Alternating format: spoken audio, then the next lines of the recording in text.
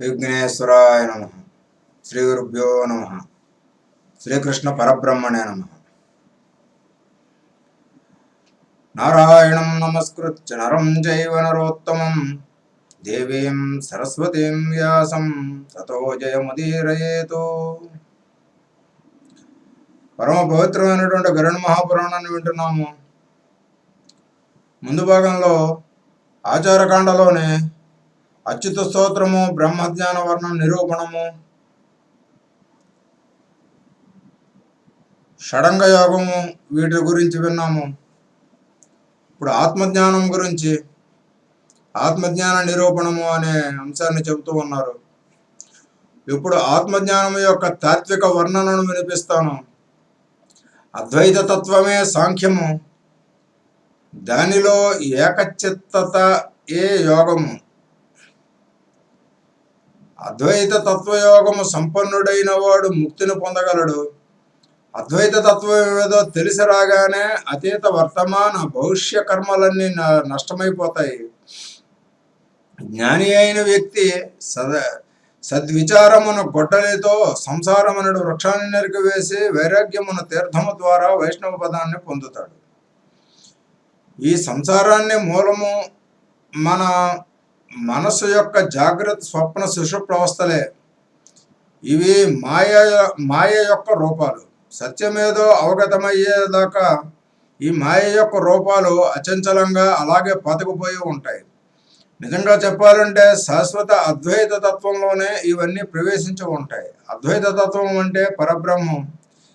దీనికి నామ రూపక్రియలు ఉండవు. ఈ బ్రహ్మమే జగత్తును సృష్టించి తాను అందులో ప్రవేశిస్తాడు. మాయాతీతుడైన చిత్పురుషుని తెలుసుకోగలిగాను, నేను కూడా ఆత్మస్వరూపుడినే అనే జ్ఞానమే వారికి ముక్తి మార్గము. వేదాహమేతం పురుషం చిద్రూపం తమస పరస్సో అహమస్మీతి మోక్షాయ నాణ్య పంథా విముక్తయే. ముక్తి దాన ధ్యానాదుల వలన వస్తుందని కొందరి మతం కాగా, పూజాది కర్మల వల్ల ప్రాప్తిస్తుందని మరికొందరి అభిమానము. కర్మను ఆచరించు, కర్మను త్యజించు అనే 2 వచనాలను వేదాలలో వినిపిస్తాయి. నిష్కామ భావనతో యజ్ఞాది కర్మలను ముక్తి కోసము చేయాలి. ఎందుకంటే నిష్కామ భావంతో అనుష్ఠింపబడిన యజ్ఞాది కర్మల శుద్ధికి సాధనంగా చెప్పబడ్డాయి. జ్ఞానము ప్రాప్తించిన పిమ్మట ఒక్క జన్మకే ముక్తి లభిస్తుంది. భేదభావం ఉన్న వారికి అది దొరకదు.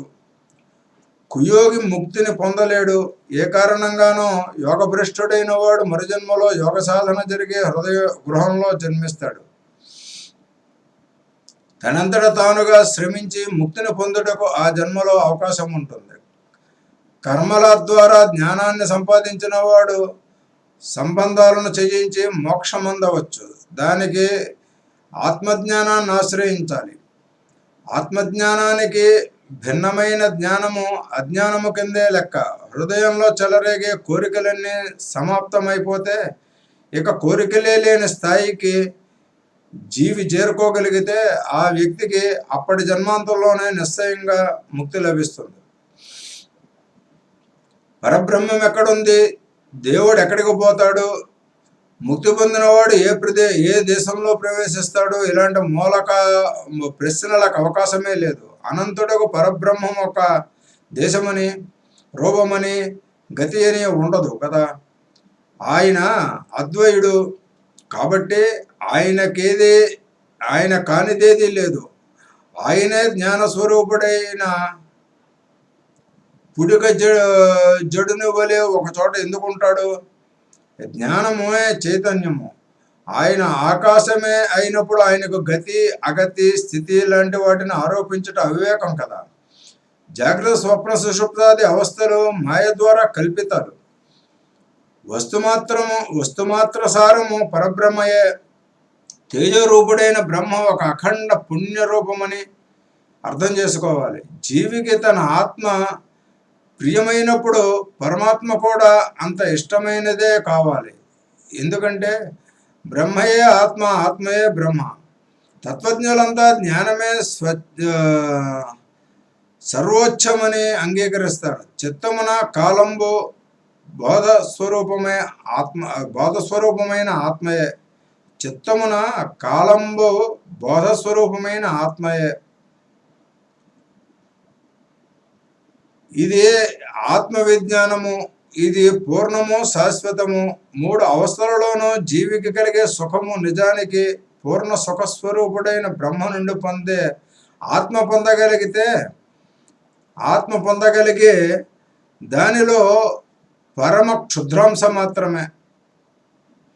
మరి ఈ స్మరణ ఏమిటి అంటారు కొంతమంది. గుండెలో నిండుగా నిత్యము కొలువై ఉండేవాడు స్మృతిలోనే ఉంటాడు కదా, విస్మరిస్తే కదా స్మరించాలి అని వారి ఆందోళన. కానీ ఇక్కడ స్మరించడము అంటే దేవుని తలుచుకోవడము, ఆయన మనలోనే ఉన్నాడని తెలిసి తలుచుకోవడము, అనగా ఆ సమయంలో తుచ్చ సుఖాలను తలుచుకోకుండా ఉండడం. చిత్తంలో స్థిరంగా ఉండే చేతనతత్వాన్ని ఆత్మ, బ్రహ్మ, పరమాత్మది రూపాలలో మనం స్వీకరించిన దానిని తలుచుకుంటున్న కొద్దీ అజ్ఞానం దూరం అవుతుంది.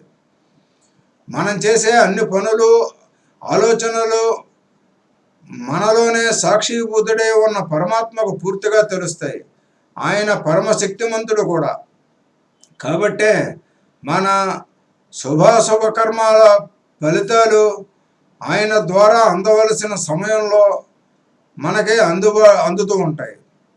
ఈ బ్రహ్మతత్వమే సత్యము, జ్ఞానము, ఆనందరూపము, అనంతము. సత్యము, జ్ఞానము నుండి వేరు కాదు. అనంతతత్వము నుండి ఆనందము వేరు కాదు. నేను బ్రహ్మను అని జీవి తెలుసుకున్నాడు. ఆ జీవియే అనంతము, సత్యము, ఆనంద స్వరూపము. హేమమణి ఇనుమును బంగారం చేసినట్లు పరబ్రహ్మ సామాన్యాత్మను పరమాత్మను చేయగలడు. చీకట్లో తాడును చూసి పామునుకొని భయపడేవాడు ఆ ప్రదేశంలోకి వెలుగు సంచరించాక ఇక భయపడడు. ఈ భయమే అజ్ఞానము. వ్యామోహాల మధ్య జీవించే మనిషి అవే నిత్యమని, సత్యమని అనుకుంటాడు. అవి అందవేమోనని భయపడుతూ ఉంటాడు కూడా.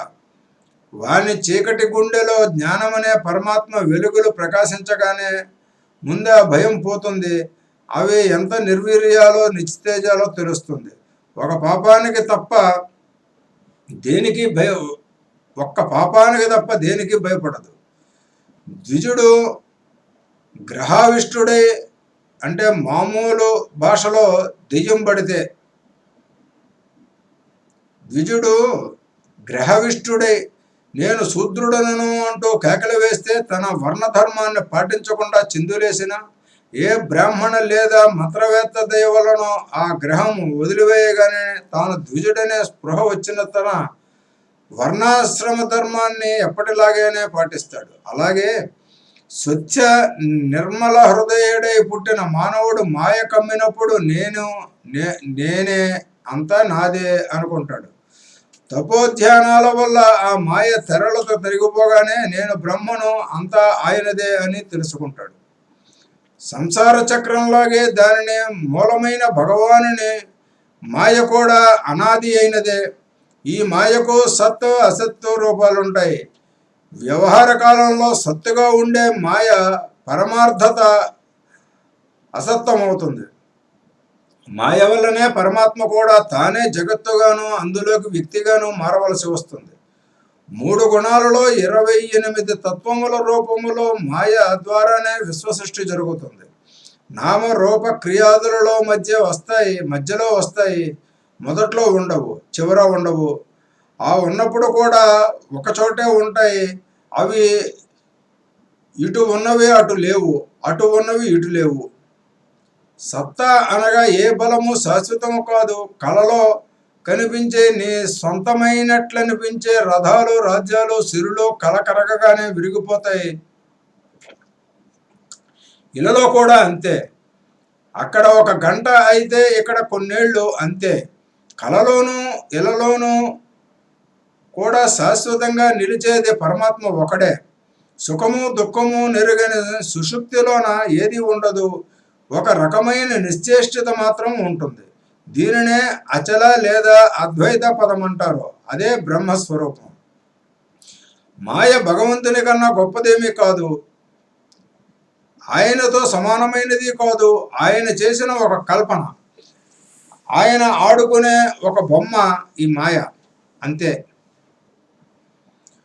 ఓయి నారద, నేను అనంతుడను, నా జ్ఞానము అనంతము, నాలో నేను పూర్ణుడను, ఆత్మ ద్వారా అనుభూతమయ్యే అంత సుఖము నేను, త్రిగుణాలకు అతీతంగా ఉంటాను, నేను శుద్ధుడను, నేను అశుద్ధము నుండి పుట్టను, అమృత స్వరూపుడైన బ్రహ్మను నేనే, ప్రాణుల గుండెలలో వెలిగే దీపాన్ని నేనే, చీకటి గుండెను వెలిగించే చిరు దివ్య నుండి లోకాలన్నింటికీ తేజోమంతం చేసే సూర్యుని దాకా గల వెలుగునంతా నేనే. ఆత్మజ్ఞాని కూడా ఇలాగే చెప్పగలిగి ఉంటాడు. ఇక గీతాసారం. నరద, ఒకప్పుడు నేను అర్జునునికి గీతను ఉపదేశించాను. దాని సారం కొంత నీకు ఇప్పుడు వినిపిస్తాను. అష్టాంగ యోగం యుక్తుడు వేదపారంగతుడు ఒక వ్యక్తికి ఆత్మ కళ్యాణం సంభవము. అనగా అట్టివాడు ఆత్మసాక్షాత్కారాన్ని, తద్వారా ఆనందాన్ని పొంది లోకాన్ని సుఖం కలిగించే అవకాశం ఉంది. ఆత్మకి దేహం లేదు, ఇంద్రియాలు లేవు. నేను ఆత్మను, నన్నే సంసార బంధనాలు దుఃఖపరచలేవు, కట్టి పడయను లేవు. ధూమరహితమైన ప్రజ్వలించు అగ్నిశకలాగా ఆత్మ స్వయం ప్రకాశమై శోభిల్లుతూ ఉంటుంది. ఆకాశము విద్యుత్ చేత, అగ్ని చేత ప్రకాశించినట్లే యోగి హృదయము ఆత్మ స్వయం ప్రదీప్తాలవుతూ ఉంటాయి. మనమెంతో గొప్పగా ప్రేమించే, గొప్పగా చెప్పుకునే ఈ ఇంద్రియ జ్ఞానాలకి జ్ఞానం ఉండదు. అవి వాటినే చూచుకోలేవు. కానీ సర్వజ్ఞము, సర్వదర్శి, క్షేత్రజ్ఞము అయిన ఆత్మయే ఇంద్రియాలను దర్శించి వాటి చేత పని చేయించుకుంటుంది. ఆత్మ ఉజ్వల ప్రదీపం వలె హృదయలంపటంపై ప్రకాశించడం ప్రారంభించగానే పురుషుల, స్త్రీల పాపకర్మము నష్టమైపోయి జ్ఞానం ఉత్పన్నమవుతుంది. అద్దంలోకి చూస్తే తన రూపము తనకు కనపడినట్లే ఆత్మలోకి చూడగలిగితే ఇంద్రియాలు, విషయాలు, పంచమహాభూతాలు అన్నీ కనిపిస్తాయి. మనస్సు, బుద్ధి, అహంకారము, అవ్యక్త పురుషుడు, ఈ అన్నింటి జ్ఞానము ద్వారా సంసారం నుండి ముక్తులు కావచ్చు, కావాలి కూడా. అది తప్పదు. అన్ని ఇంద్రియాలను మనస్సుతో అదుపులోనికి తెచ్చుకొని అహంకారాన్నందులో స్థాపించి తరువాత దానిని బుద్ధిలోను, బుద్ధిని ప్రకృతిలోను, ప్రకృతిని పురుషులోను, పురుషుని పరబ్రహ్మలోను విలీనం చెయ్యాలి. అప్పుడు జీవి అహం బ్రహ్మాస్మి అనే జ్ఞానజ్యోతిని పొందుతాడు. నవద్వారాలతో, 3 గుణాలతో, ఆకాశాది పంచభూతాత్మకమై ఆత్మచే అధిష్ఠితమైన ఈ శరీరాన్ని ఎవడైతే పూర్తిగా తెలుసుకొని ముక్తికి సాధనంగా దానిని వాడుకోగలడో వాడే జ్ఞాని. అట్టివాడే క్రాంతదర్శి, సర్వశ్రేష్ఠుడు. 100 అశ్వమేధయాలు, వేల కొద్దీ రాజసూయాలు కూడా చేసిన ఈ జ్ఞానమిచ్చే ఫలములో 16వ వంతైన ఇవ్వలేవు. యమ, నియమ, ఆసన, ప్రాణాయామ, ప్రత్యాహార, ధ్యాన, ధారణ, సమాధి ఇవి అష్టాంగ యోగ సాధనాలు. ఇది ముక్తిని సంపాదించబడుతుంది. మనస్సు, శరీరము, మాట ఇవి ఎల్లప్పుడూ హింసకు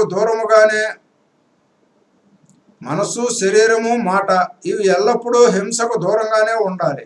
అహింసయే పరమధర్మము కదా.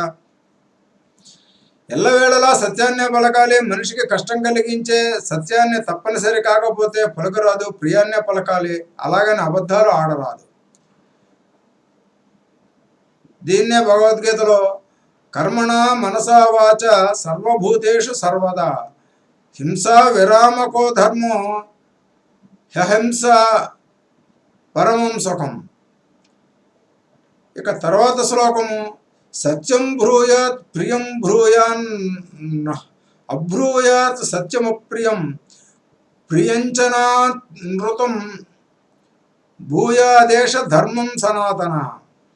దొంగతనంగానో దౌర్జన్యంగానో పరుల ధనాన్ని అపహరించడాన్ని స్థేయమంటారు కదా.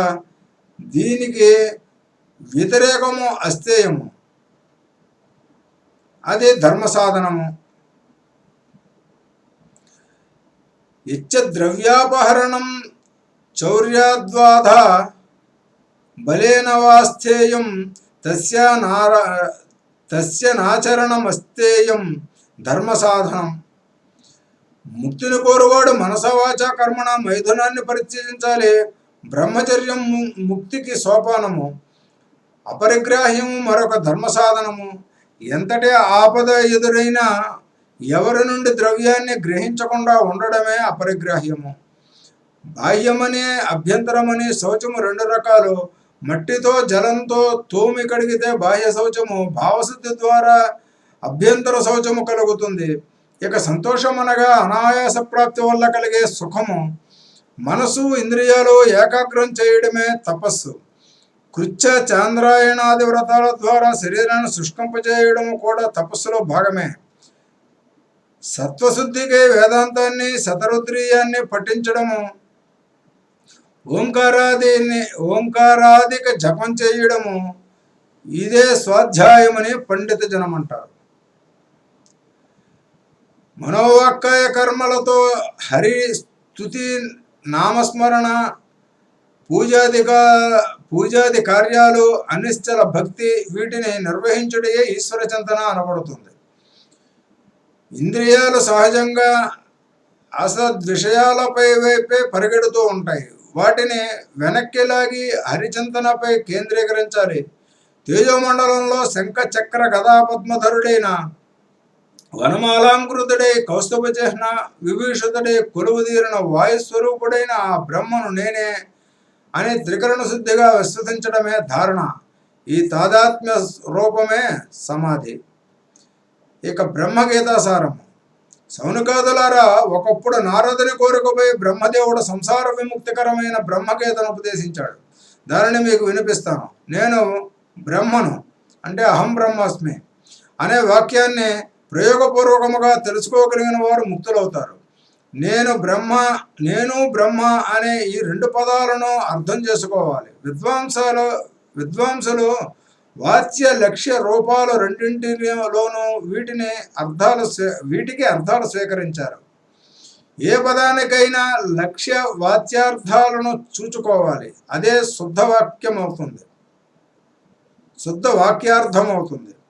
అహం శబ్దానికి ప్రాణ పిండాత్మకమని, ప్రత్యగ్రూపాత్మ అని వేదంలో అర్థాలు కనిపిస్తాయి. బ్రహ్మపదానికి కూడా అంతే. పిండాత్మ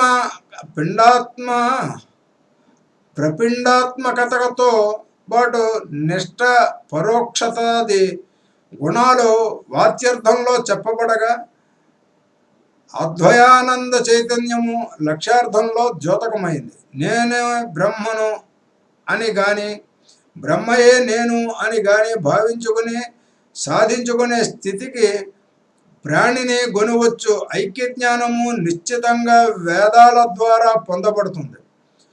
జ్ఞానం వల్ల అజ్ఞానము నుండి విడుదల లభిస్తుంది కదా. ఈ విడుదల తరువాతి నిచ్చిన మెట్టు ప్రాణి యొక్క చిత్తలక్ష్యమై పొందబడిన ఐక్యస్థితి. ఈ ఐక్యస్థితియే ముక్తి. పరమాత్మ నిజము నిత్యము కదా. ఆ పరమాత్మ నుండి ఆకాశము, ఆకాశము నుండి వాయువు, వాయువు నుండి అగ్ని, అగ్ని నుండి జలము, జలము నుండి పృథివీ ఉత్పత్తి అయినాయి. ఈ పృథివీయే దాత్రి, జగత్తుకి ప్రపంచానికి జన్మదాత్రి. తరువాత 17 తత్వాలు జన్మించాయి. మాట అనగా నాలుక తప్ప మిగిలిన ముఖంలోని అంగాలు సంస్కృతంలో వాక్ అన్నారు. మాట, కాళ్ళు, చేతులు, పాయువు, ఉపస్థము ఇవి 5 కర్మేంద్రియాలు. చెవులు, ముఖము, కనులు, నాలుక, ముక్కు ఇవి జ్ఞానేంద్రియాలు. ప్రాణ, అపాన, సమాన, వ్యాన, ఉదాన ఇవి వాయువులు. ఈ 15 మనస్సు బుద్ధిలతో కలిపి 17 తత్వాలు అవుతాయి. భగవానుడు హిరణ్యగర్భ రూపంలో అనగా ఆత్మగా బుద్ధి రూపమైన అంతఃకరణంలో ఉంటాడు. చాలా సూక్ష్మంగానే ఉంటాడు. దానినే జీవాత్మ అంటారు. ఈ విధముగా ప్రపంచానికి కావలనున్న మహాప్రాణ పరమాత్మ ద్వారా పంచమహాభూతాలతో శరీర ఉత్పత్తి చేయబడింది. అవే పంచీకృత పంచమహాభూతాలచే బ్రహ్మాండము నిర్మితమైంది. కాలు చేతులాదిగా గల స్థూల శరీరము అందరికీ తెలిసినదే, పైగా కనిపిస్తుంది కూడా. తరువాత దానిలో పంచభూత తత్వాలు వాటి అనేక కార్యాలు గల స్థితిని స్థూల శరీర పూర్వ శరీరం అనుకోవచ్చు. దాని నుండి ఉత్పన్నమయ్యేది కూడా స్థూల శరీరమే. విద్వాంసులు దీనినే ఉదాహరణగా చూపిస్తూ పరమాత్మ స్థితమైన శరీరము 3 ప్రకారాలని వర్ణిస్తారు. స్వతత్వ భేదాన్ని తెలిపే వాక్యము అహం బ్రహ్మాస్మి ప్రకారము ఆ రెండు పూర్వ స్థూల శరీరాలలో ఆ బ్రహ్మయే ప్రవేశించి ఉంటాడు. వీటిలో సూర్యుని ప్రతిబింబములాగా రేగుపండులాగా ఆ సమయంలో ఆయన ఆకృతి ఉంటుంది. జీవస్వరూపుడైన బ్రహ్మ దానిలో ప్రాణాది ఈ శరీర తత్వాలను ధరిస్తాడు. జాగ్రత్త, స్వప్న, సుషుప్తి ఈ 3 అవస్థలలోనూ చేయబడు కార్యాలకు సాక్షిగా ఉండేదే జీవుడు అనబడుతుంది. ఈ 3 అవస్థలకి ఆవల బ్రహ్మము నిర్గుణ స్వభావముతో ఉంటుంది. ఈ శరీరముతో కలివిడిగానున్న విడివిడిగా ఉన్న బ్రహ్మ నిత్య శుద్ధ స్వభావుడే. ఆయనలో ఎటువంటి వికృతి ఉండదు. ఈ 3 అవస్థలలోనూ 3 ప్రకారాలుగా ఆయన ఉంటాడని పెద్దలు అంటారు. మన అంతఃకరణలోనే స్థితుడై ఉన్న ఆయనను ఆ ప్రకారాలలో మనమే భావించుకుంటూ ఉంటాం. ఇక ఫలయుక్త క్రియను వినండి. అవస్థల వర్ణన కూడా శ్రీకృష్ణునిచే చేయబడింది. ఇంద్రియాల ద్వారా శబ్ద, స్పర్శ, రూప, రసగంధాలనే తన్మాత్రలను తెలుసుకునే దశ మానవులకు జాగ్రత్త అవస్థ. ఈ దశలో అన్ని కోరికలను, ఆశయ సాధనాలను ఎవని సంస్కారంతో వాడు దర్శిస్తాడు. మిగతా 2 దశలలో శరీరంతో కాకుండా బుద్ధితో అదే సంస్కారం మనస్సుని చింతల పాలు చేస్తూ ఉంటుంది.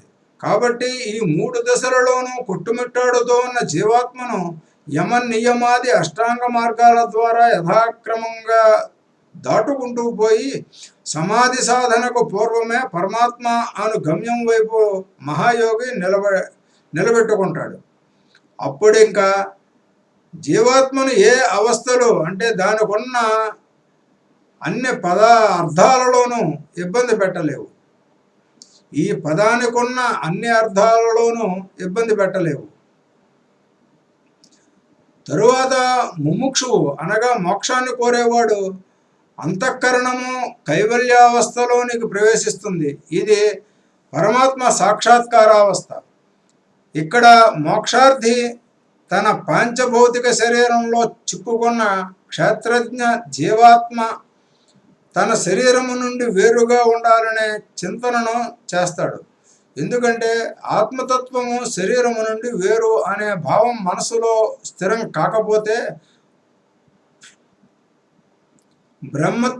బ్రహ్మతత్వాన్ని సాక్షాత్కారం చేసుకోవడంలో ఇబ్బంది కలుగుతుంది. కాబట్టి క్షేత్రంలో అనగా శరీరంలో విషయవాసనలతో ఇంద్రియ వీరవిహారం మధ్య ఇరుక్కుపోయిన ఆత్మను ఆ ఊబిలో నుండి బయటకు లాగాలి. ముందుగా ఈ క్షేత్రాన్ని శూన్యము చేయకుంటే అందుండి ఉత్పన్నములకు వాంఛలు, వాసనలు అన్నీ నశిస్తే ఆత్మ క్షేత్రజ్ఞ రూపంలో స్వచ్ఛ ప్రకాశాన్ని వెలారుస్తూ పరమాత్మను చేరే అర్హతను సంపాదించుకుంటుంది. ఈ పాంచభౌతికమైన శరీరము కుండలాంటిదే. కుండలోనికి రెక్తను ఘటాకాశం అంటారు. ఆ ఖాళీని అధిగమించి జ్ఞాననేత్రంతో చూస్తే శరీర సమగ్ర రూపము సాధారణ నేత్రాలకే కుండలోని విషయాలు తెలుస్తాయి. కాబట్టి ఈ ఆకాశం అనేది భ్రమ. కుండలోని మట్టిలాగే మనిషిలో జీవాత్మ ఉన్న కుండ నుండి మన్నుని వేరుగా చూడగలిగే శక్తి ఉన్నట్టే శరీరము నుండి జీవాత్మను భిన్నం చేసి చూడగలిగే శక్తి కూడా ఉంటుంది. కుండ పగిలితే దాని మన్ను రూపము ధరించదు. కోరికలు నశిస్తే ఆత్మతత్వం బోధపడదు. కోరికలు నశిస్తే కానీ ఆత్మతత్వం బోధపడదు. శరీరంలో ఉన్నది పంచీకృత అనగా పంచభూత సంబంధిత తత్వము. ఈ పంచీకృత భౌతిక తత్వము అపంచీకృత మహాభూతుడైన పరమాత్మచే ఉత్పత్తి చేయబడింది. కార్యము శరీర నిర్మాణం అయితే కరణము పరమాత్మ అయినప్పుడు కార్యము నుండి కారణము వేరు కానట్టే శరీరము నుండి పరమాత్మ వేరు కాదు. అయితే ఇక్కడ చెప్పబడుతూ పాలు అనే ఒక పదార్థం చెప్పబడుతున్నాయి. పాలు వెన్న ఉదాహరణ గరుడ పురాణంలో లేదు.